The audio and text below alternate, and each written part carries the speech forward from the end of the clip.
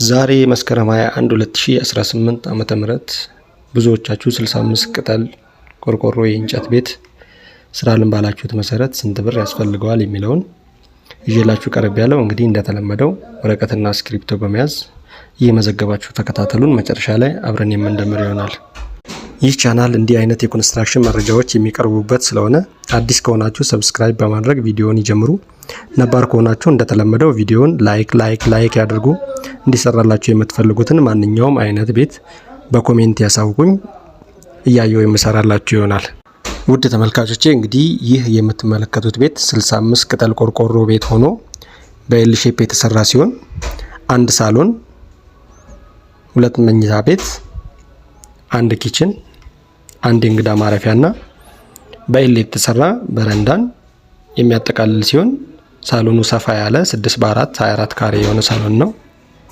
አንደኛው መኝታ ቤት 4x4 ሲሆን ሁለተኛው መኝታ ቤት ደግሞ 3x4 የሆነ፣ ኪችኑ 3x4 የሆነ እንዲሁም የእንግዳ ማረፊያው 3x4 በኤል የተሰራው በረንዳ ደግሞ 18 ካሬ ሲሆን አጠቃላይ ይህ ቤት ያረፈበት 84 ካሬ ነው።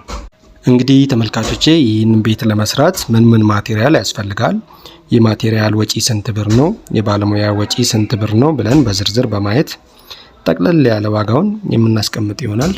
ይህ በምስሉ ላይ የምትመለከቱት ቤት የተሰራው በአርሲ ዞን አሚኛ ወረዳ አዴሌ ከተማ ሲሆን እንግዲህ በተለያየ ዲዛይን ያሉ ቤቶችን በተለያየ ቦታ በአዳማ አካባቢ፣ በባሌ አካባቢ፣ በአዋሳ አካባቢ፣ ወሎ አካባቢ፣ አዲስ አበባ እንዲሁም የተለያዩ ቦታ ላይ ምን ያህል ገንዘብ ያስፈልጋቸዋል የሚለውን በተከታታይ ቪዲዮ የምንሰራላችሁ ሲሆን ይህንን ቪዲዮም እስከ መጨረሻ ተከታተሉት። ጠቃሚና ጠቋሚ መረጃ ታገኙበታላችሁ። ይህንን ቤት ለመስራት የሚያስፈልጉትን ማቴሪያሎች በዝርዝር ስናይ በመጀመሪያ የምናየው ቆርቆሮ ነው። ቆርቆሮ 65 ቆርቆሮ ያስፈልገናል። የአንዱ ቆርቆሮ ዋጋ 700 ብር ሲሆን 65ቱ ቆርቆሮ 45500 ብር ያስፈልጋል። ድንጋይ በ6 ጎማ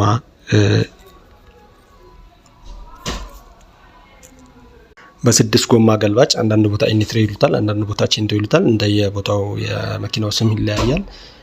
በሱ 6 ቢያጁ ያስፈልጋል። የአንዱ ቢያጁ ዋጋ 8000 ብር ነው። በ6 ጎማው ማለት ነው፣ ሲኖ አይደለም። 6 ሲባዛ በ8000 48000 ብር ያስፈልገናል። ለድንጋይ ሲሚንቶ 20 ኩንታል ያስፈልገናል።